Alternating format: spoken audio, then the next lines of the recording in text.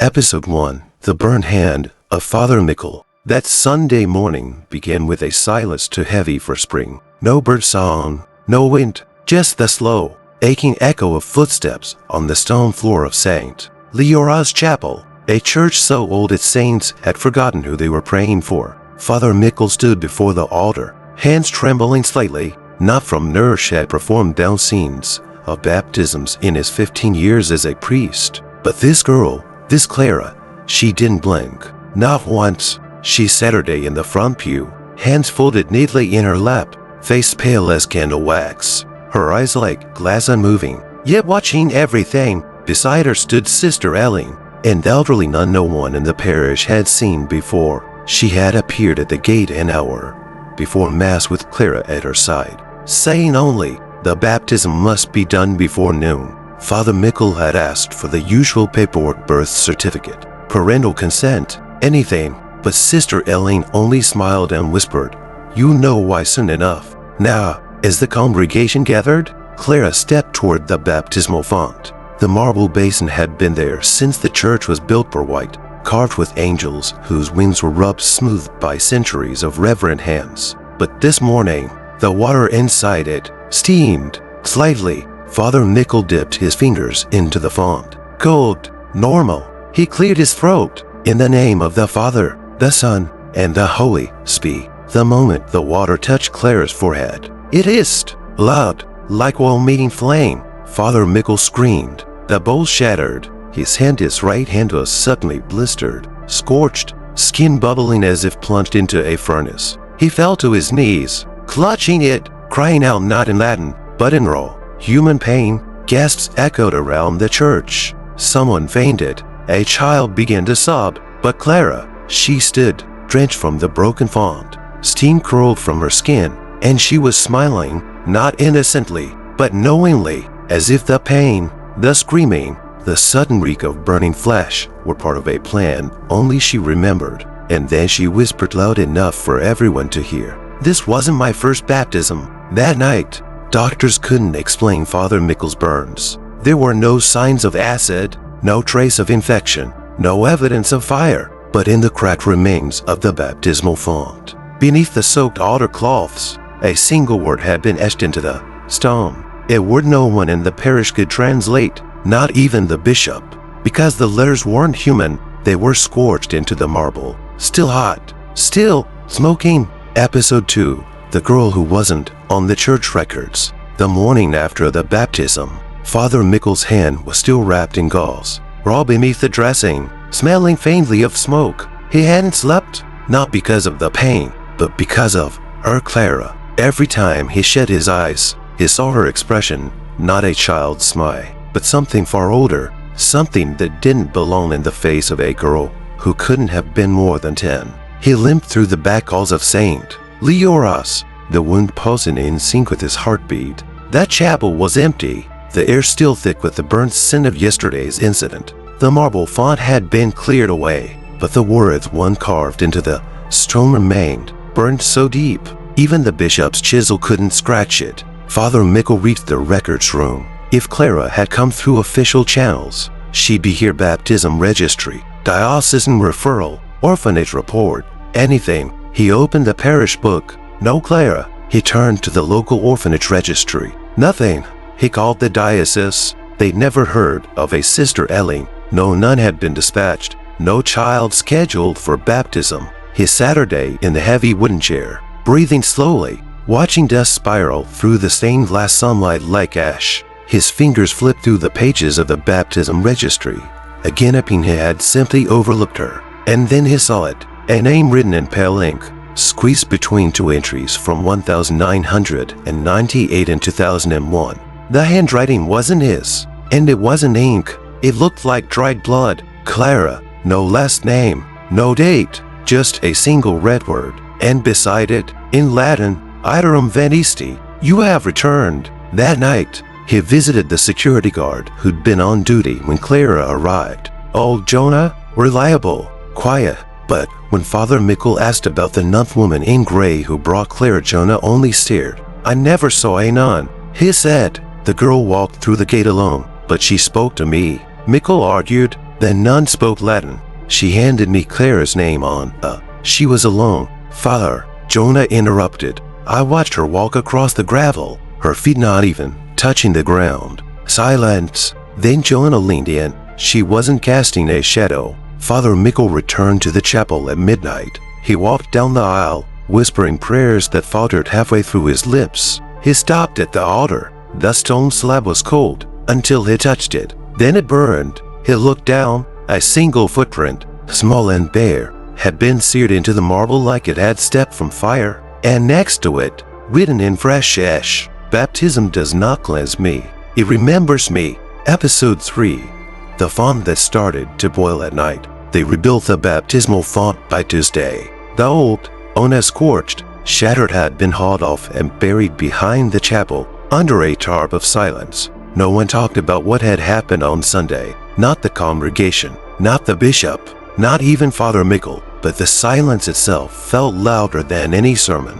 The new font was colder, less ornate, just plain gray stone, freshly carved and shipped from a quarry miles away. It had no history, no memory, no soul, and yet, by Thursday night, it began to boil. It was Sister Teresa who first noticed it. She stayed behind after choir practice to extinguish the candles, like she always did. That chapel was quiet, the crucifix casting long shadows. As she passed the font, she paused. There was no fire, no heat, but steam curled up from the water soft at first, then faster, as if something beneath the surface had begun to breathe. Teresa leaned in, confused, then startled. The water bubbled, not like gentle heat, but violently, like a scream rising through water. She backed away just as the bubbles stopped. The surface went still, mirror flat, dead silent, and then a single, tiny drop of blood rose from the center, floated to the surface, and popped. The next morning, Teresa told Father Mikel. He said nothing, just nodded, jaw clenched, eyes darker than before. Later that day, when no one was watching, he filled a small vial with holy water from the font. He took it to his private chamber, placed it on the windowsill, and waited. The sun moved across the sky. Hours passed, and the glass cracked. No fire, no sunlight magnification, just the holy water, slowly heating itself from the inside out. He brought the vial to his ear. From inside it, a whisper, barely audible, like a voice stuck beneath water, muttering in a language he'd never heard before, except for one word, clear as confession, Iterum. Again, that night, unable to sleep, Mikel returned to the church. Midnight, candle in hand, bandaged hand still sore. The chapel greeted him with stillness, except the font. Steam poured from it, now thick, unnatural, as if the font wasn't holding water, but hell itself. And beneath the rising steam, written on the rim in fresh black ash, "She is not the baptized, she is the flame." Then, from the pews behind him, a soft giggle. He turned. No one, just shadows, and a single wet footprint, leading toward the altar. Episode 4. The confessional where no one came out. The confessional booth at St. Leoras had been silent for weeks. No one dared to enter it anymore, not after what happened to Mrs. Cotton. She had been the first to request a private confession since the burning baptism. A devout widow in her late 60s, always in the front pew, always with a rosary tangled in her fingers like a lifeline. She insisted on coming alone. "It's my soul, Father," she told Mikel that morning, her eyes wide, and something in the dark is tugging at it. She entered the booth at 10:46 a.m. Mikel Saturday on the other side of the partition. The thin veil of wood between them should have felt comforting, safe, but it didn't. It felt fragile, like a wall about to break. "Forgive me, Father," she began, "for I have." She paused. "Do you hear that?" Mikel leaned forward. "Hear what, child?" "Breathing," she whispered, "but it's not you and it's not me." Silence. Then, faintly, a third exhale. "What?"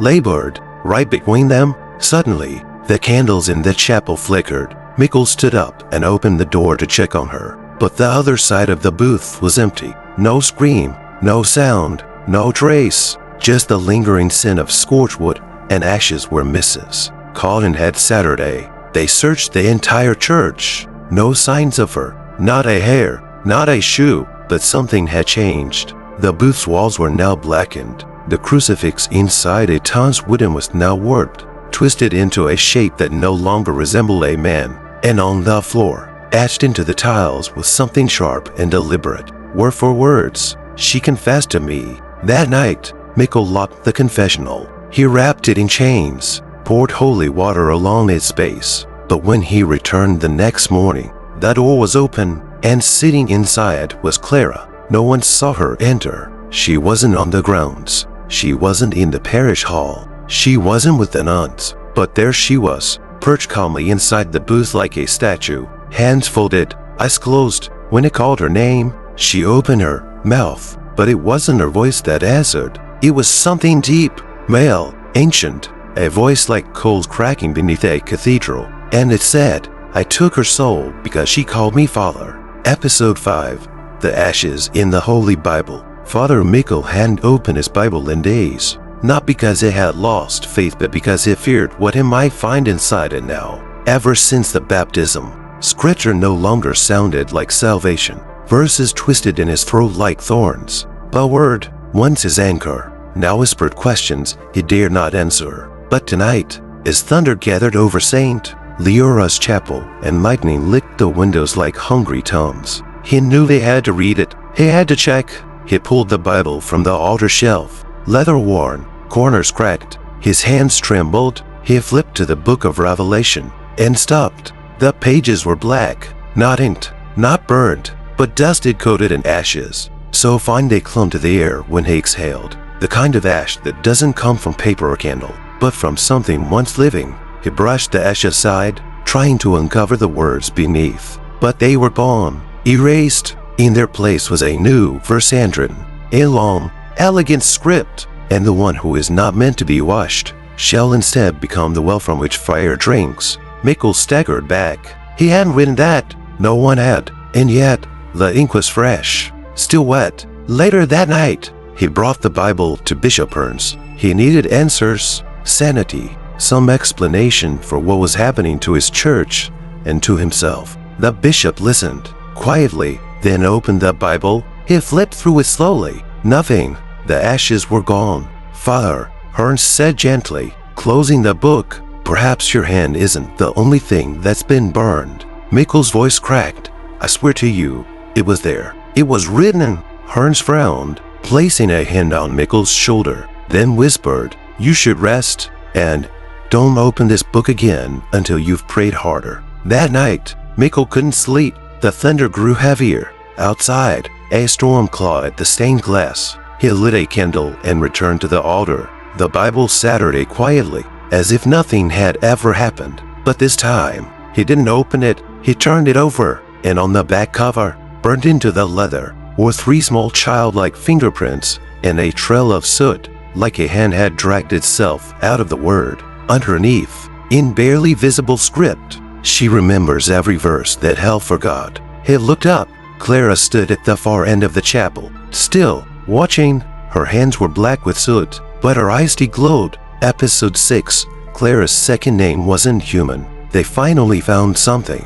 Not in the church records, not in the Vatican archives, but in a sealed drawer hidden in the rectory's basement, a drawer that hadn't been opened in over a century, covered in wax, wrapped in rosary beads that had long since cracked apart. Father Mikel had discovered it by accident, or maybe it had been waiting for him. Inside the drawer was a single manuscript, brittle, hand-stitched parchment that smelled of mildew and incense. Its ink had faded, but not disappeared, and in the center of its first page, a name, Clara. But what came next was not a surname, not a location. It was a symbol, circular, repeating, not Latin, not Hebrew, not of any earthly script. The closest thing it resembled was a brand, a sigil carved into the skin of fallen angels. The manuscript spoke of a child who had appeared before. In 1349, in 1611, in 1853, each time, she arrived without family,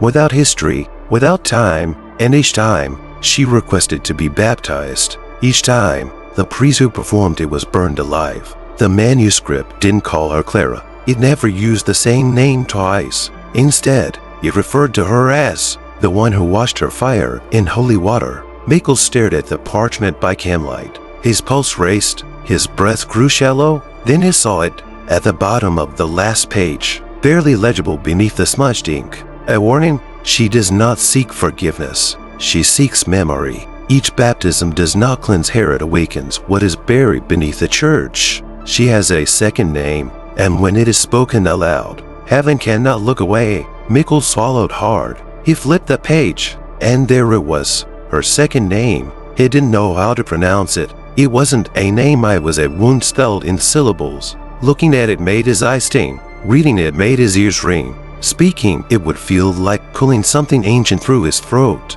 He didn't dare say it aloud, but he didn't have to, because Clara was already there, standing at the door of his study, barefoot, hair damp with holy water, skin pale as smoke, and smiling. She pointed at the manuscript, then whispered, "You found it, Father, my other name." Mikel's hands trembled. "What are you?" She tilted her head gently, then said, with the softness of a lullaby, "I was baptized in the name of the Father, but I was born from something else." She turned to leave, her bare feet leaving black footprints behind. As she walked away, the candle flames bent toward her, and on the wall behind her shadow, something with wings moved. But they weren't angelic, they were charred, twisted, smoking. Episode 7.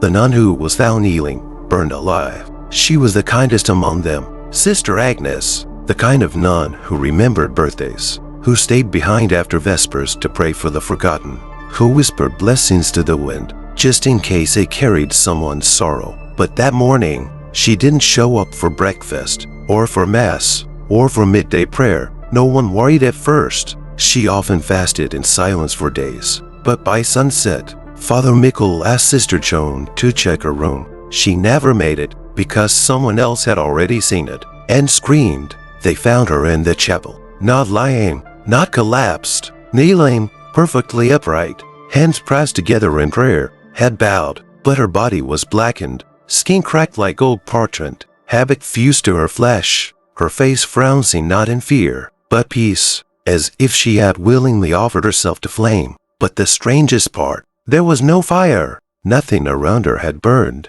not the pews, not the cushion beneath her knees, not even the rosary she clutched at. It was intact, polished, and still warm, as if recently held. The coroner refused to declare a cause of death. "There's no smoke damage," he whispered, "no source of ignition. It's like the fire came from inside her." Father Mikel didn't argue, because he knew what Agnes had been doing the night before, praying for Clara. He returned to the chapel alone. The air still smelled faintly of burnt cinnamon and blood. He walked to the spot where she'd knelt. Her silhouette was still there, a scorched outline on the marble, shaped like a devotion. He looked up, and his heart stopped. The crucifix above the altar had changed. Christ's face, once sorrowful, was now turned away, as if refusing to look down, as if something beneath him had grown too unholy to witness. Suddenly a whisper, behind him, faint, breathless, female. "She saw me." Mikel turned. No one, just the lingering trace of wet footprints across the marble, leading away from the altar. But this time, they weren't small. They were bare feet, but twice the length of Clara's, and each toe left a smoldering mark, as if the body that made them wasn't just walking, but dragging it from another place. He dropped to his knees, heart racing, and saw something carved into the side of the altar. Not scratched, not written, branded. "Your prayers cannot cool her. She kneels before no heaven." Episode 8. The baptism that wasn't her first. The letter arrived without a stamp, no return address, no seal, just a folded piece of parchment, slipped beneath the church door during the storm, sealed with a wax emblem that no one in the parish recognized. As serpent swallowing a cross, Father Mikel opened it in his study, his burned hand still aching beneath bandages. The message was short, no greeting, no signature. "Clara has been baptized before. You are not the first. You will not be the last. Stop while you still have flesh to bury." He read it twice, then again, and something deep inside him shifted, because part of him already knew. He returned to the old manuscripts, the forbidden archives, in the undercroft of Saint Lyra texts the church had locked away, labeled heresy, madness, fiction. He wasn't supposed to read them, but at this point, he wasn't sure the church could protect him or Clara. He found it on the third night, a faded journal written by Father Armand Delacroix, dated March 1349. The child came barefoot, as if from nowhere. Her voice was gentle, but her name burned when spoken. She asked to be baptized, said she had carried something too long, that holy water might cool the fire. I performed the rite. She smiled. My hands blistered. My dreams now echo with winds made of bone. She is not human. She is memory made flesh. That was the first time.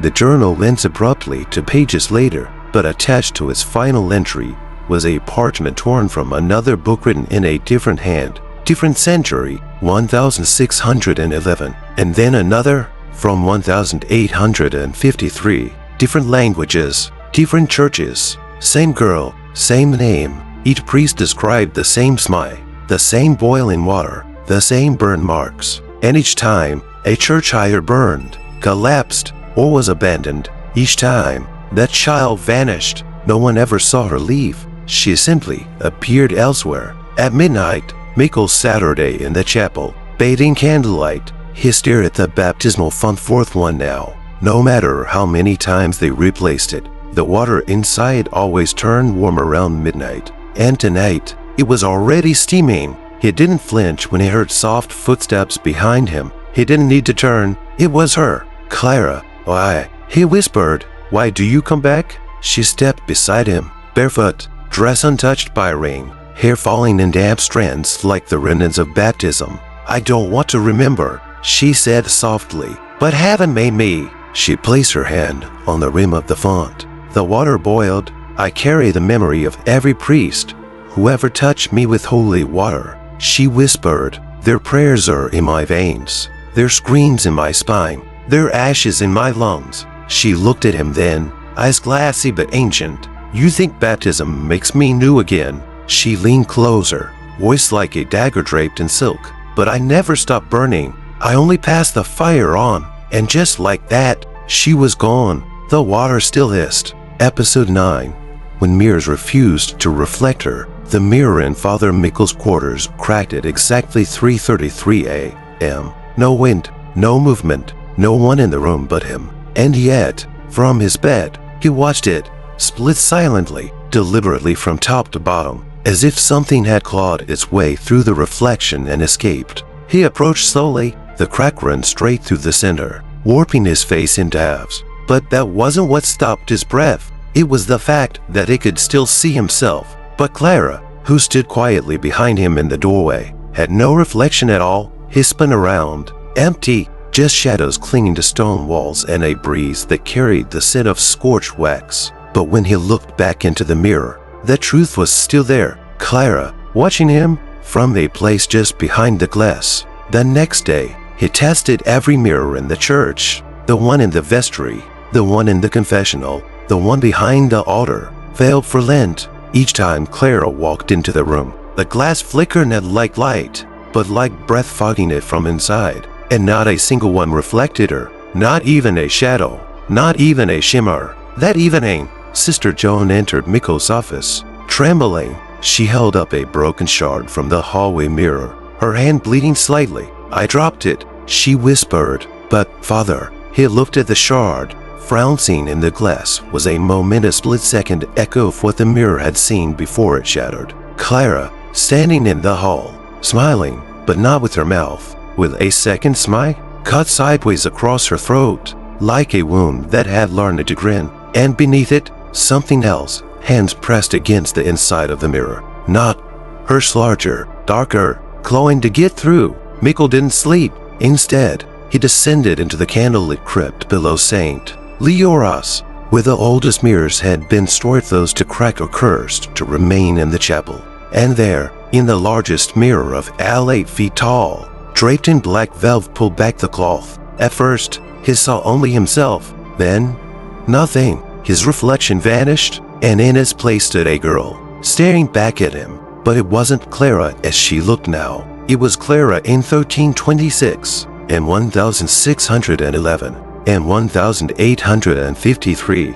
All versions of her, layered like shattered glass, centuries of her trapped behind the surface. They all turned their heads at the same time and whispered, "We are not reflections, we are records, and the fire must remember itself." Then the glass cracked, slowly, from the inside, and as Mikel backed away, the final fracture formed a word, one etched in jagged, bleeding lines across the mirror's heart. "Revelator, it is being revealed." Episode 10, the voice that spoke during Mass. The Sunday after the mirrors cracked, the pews were full, but the silence was louder than the hymns. Saint Leoras had always drawn a humble crowd, but now the congregation came not for faith, but for fear. Whispers spread through the village of a girl who never blinked, of boiling fonts, of a priest whose hand hadn't healed, and a nun who'd burned without flame. Yet still they came, to watch, to hope, to see what would happen next. Father Mikel approached the pulpit with a tight throat,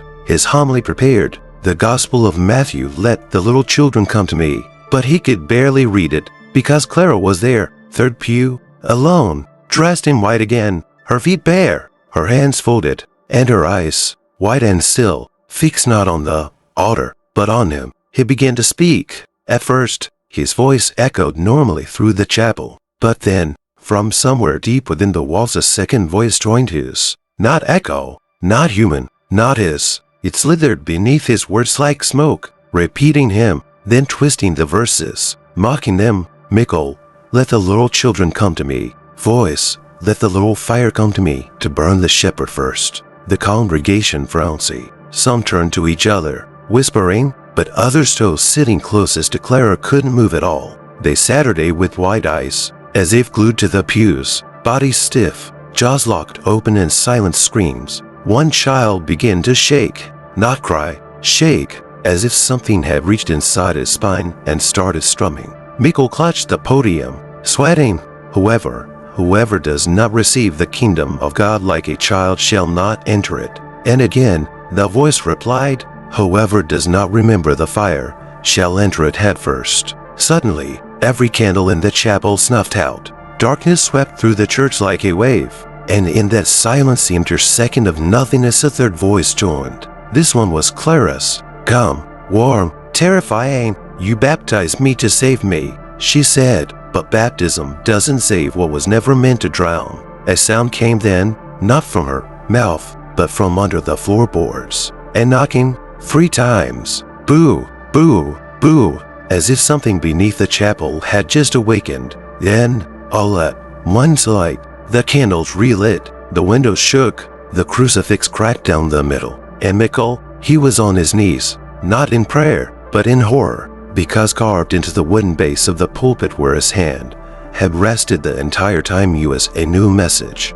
written in fresh blood. "Her next baptism will not be in water, it will be in us." Episode 11, the letter the Vatican sent late. It arrived in a thick ivory envelope, sealed with red wax. No postage, no courier, just sitting on Father Mikel's desk as if it had always been there. The seal was unmistakable. The Vatican. But this wasn't an official dispatch. It was older, yellowed at the edges, and inside, the parchment trembled in his hands as if it, too, knew what it contained. From the Archivum Secretum Apostolicum Vaticanum, dated March 18th, 1853. Recipient, Father Alaric G. Mikkelsen, Saint Leoras Parish. If this letter reaches you, you are no longer safe. The girl you baptized is not a child. She is a return, a vessel older than your chapel stones, carrying something that crawled beneath Eden when man was still clay. Do not attempt a second baptism.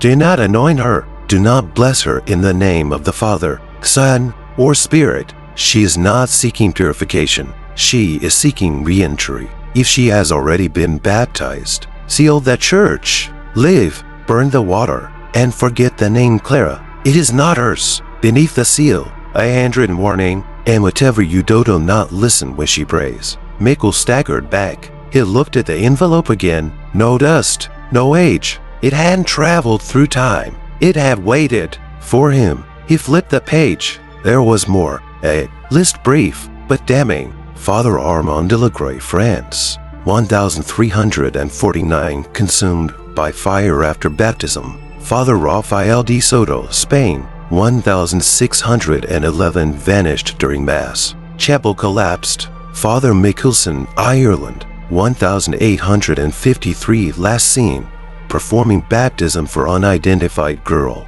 Father Mikel, Saint Leoras, present, record incomplete. He dropped the letter. It was his name, already on the list, already written, for he had even opened the envelope, as if history had already counted him among the lost. That night, the bells rang on their own, 3 times, then silence. Mikel ran to the chapel. Every door stood open, candles were lit, and in the center of the altar, Clara stood, alone, barefoot, soaked in holy water that hadn't been poured. She turned slowly. Her eyes were no longer just eyes. They were wells, deep, flickering, reflecting fire. "You got the letter," she said softly. Mikel's voice shook. "Who are you?" She smiled. "I'm what prayers forget when no one's left to say them." She stepped toward him, water dripping from her hands, and with each drop, the marble beneath her feet sizzled. He backed away, but behind him, the chapel door slammed shut.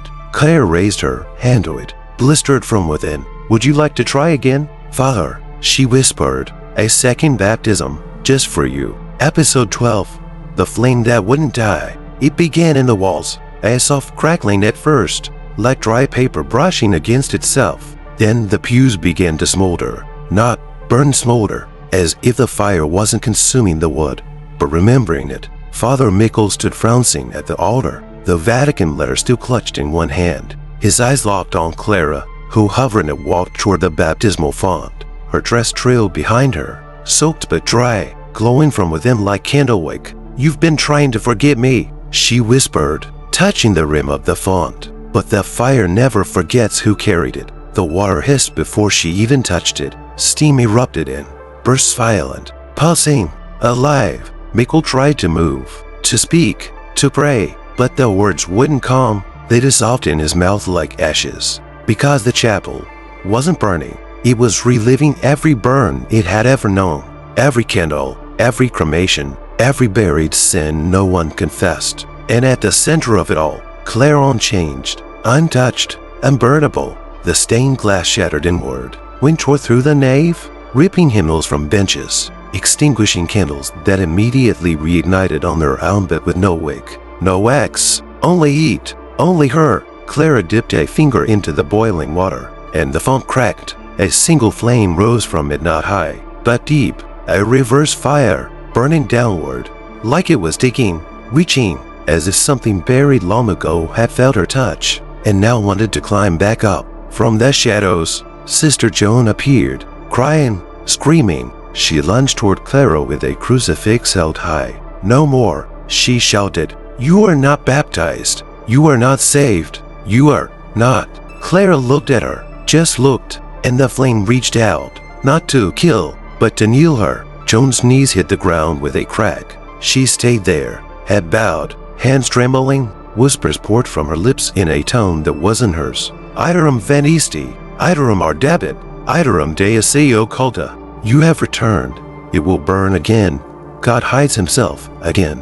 The chapel roof groaned. The crucifix above the altar, long cracked, finally split in two. Christ's body fell face first into the flame. Though it didn't burn, it turned black and then vanished. And then Clara turned to Father Mikel. Her eyes were wide, tears streaking down her cheeks. But the tears didn't fall. They evaporated. "I didn't ask to be born in flame," she whispered, "but you baptized me anyway." And then she stepped into the font, into the fire. Her body disappeared, not into flame, but into light, like a candle being inhaled by God. Mikel fell to his knees, alone, smoke rising, font shattered, ash drifting through shafts of broken moonlight. But one thing remained, the fire, still flickering, still alive, still waiting for someone else to try and cleanse what was never meant to be washed. Episode 13. Clara's prayer to the wrong father. They thought she was gone. The fire had consumed her. The font was shattered.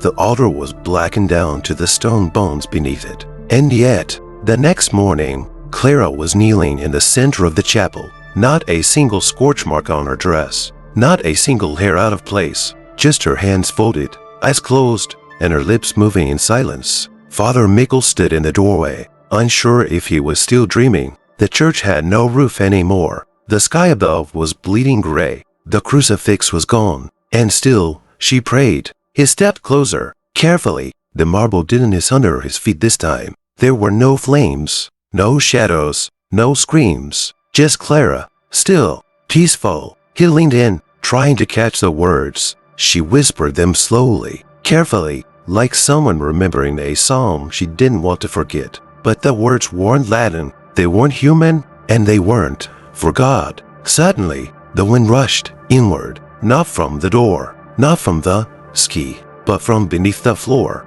The chapel exhaled through the cracks, a hot breath that smelled of blood and burnt parchment. The candles, unlit, burst into flame, and then a voice, not hers, not his, but something listening, a sound that came not through ears, but through bone, a groaning deep in the earth, like stone trying to remember its first sin. Clara opened her eyes, and for the first time, they were afraid. Did you hear him? She asked. Mikel said nothing. She looked at her hands. They were trembling. I called to him, she whispered, the one who's always answered before. Her voice cracked, but he didn't speak this time.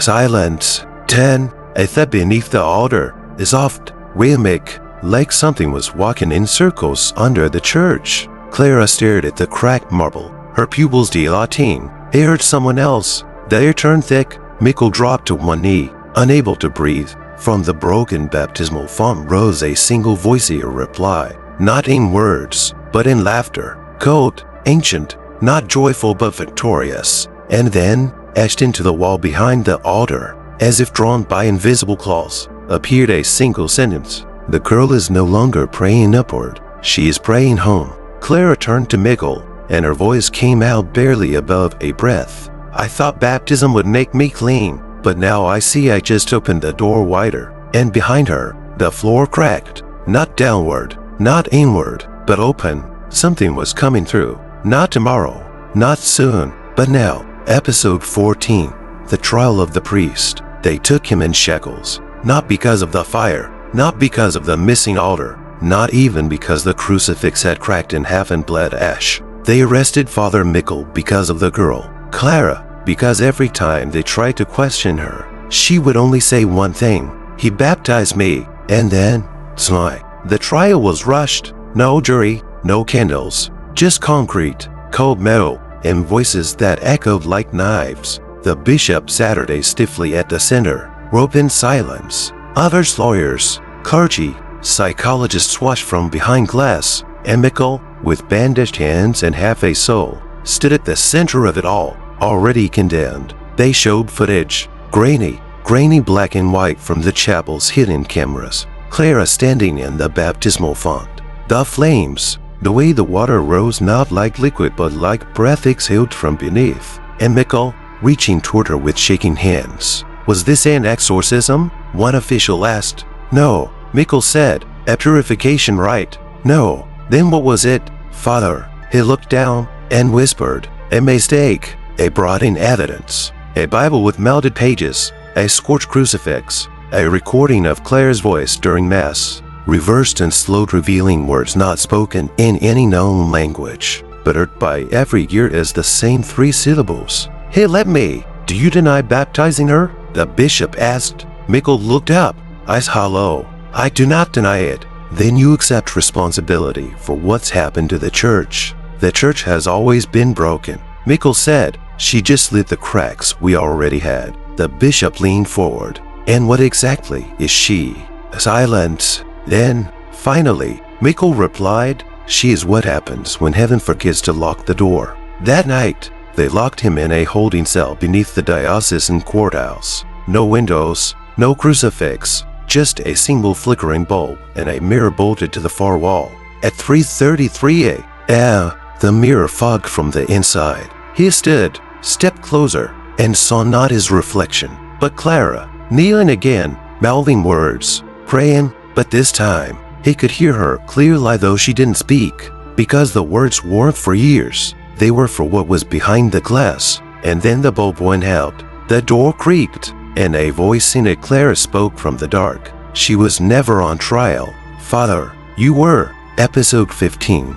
the second baptism, and the priest who burned entirely. No hymns were sung that morning, no bells rang. The parishioners of Saint Leora gathered not for celebration, but for something they couldn't name. The air inside the chapel was having it with heat, but with warning. Every breath felt borrowed. Clara stood at the altar once again, but this time, she wasn't alone. Father Mikel had returned. He wasn't supposed to. He had been silenced, discredited, exiled, locked away in a cell no key could open. And yet there he was, barefoot like her, skin blistered from truth, not flame. They didn't speak to each other. They didn't need to. The second baptism had already begun. The Vatican's envoy, Father Aurelio, stood behind the newly blessed silver font. His hands were gloved, his eyes sharp. He had been trained to cast out demons, to bind the unholy, to silence what the church deemed unrepeatable. But Clara didn't blink,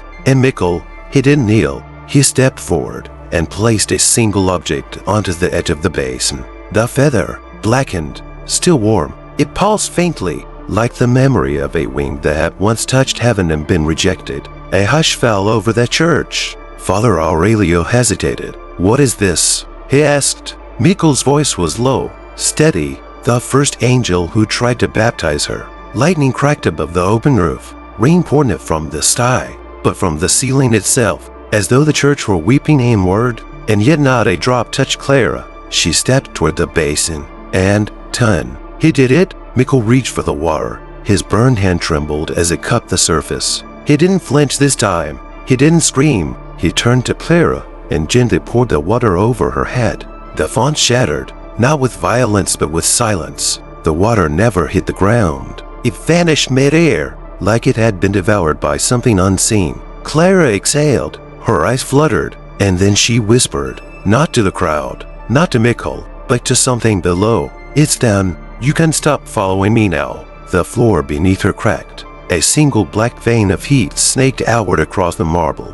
The chapel groaned from collapse, but relief. And then Mikel without warning burst into flame. But this time, he didn't scream. He stood tall, radiant, arms spread like a man receiving absolution. The fire didn't consume him. It revealed him. Carved along his chest were verses never written in any Bible, verses about undoing. Verses about bearing witness to the soul that even hell could not hold. Clara watched as Mikel turned to ash, and for the first time, she cried. Real tears, the kind that steam when they hit stone. She turned to the congregation, who knelt not from fear but from something deeper. Recognition. "You thought I was the fire," she said softly, "but I was only the smoke. He was the match." She walked down the aisle, and at the door, she stopped. She looked back, her voice barely audible. "There won't be a third baptism, only remembrance, only ash." The doors opened on their own. She stepped into the light, and behind her, Saint Leora's burned quiet lighted as punishment, but as closure. Some fires don't destroy, some complete.